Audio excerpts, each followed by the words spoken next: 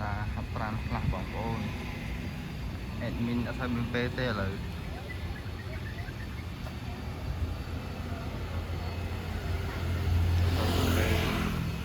ធ្វើវីដេអូឬក៏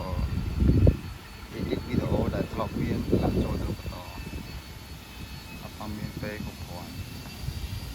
ដោយសារតែខ្សោយមើលកុំព្យូទ័របានយូរ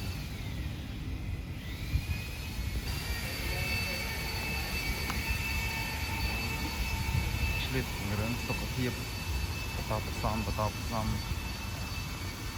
បានកន្លះឆ្នាំទៀតកម្មចំណាយពេលធ្វើវីដេអូបន្តទៀត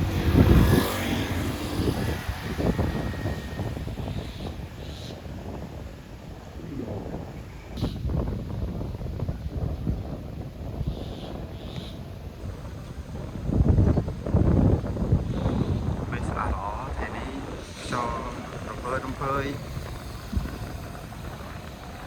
ស្ដាយអត់មានគ្នាដើរជាមួយ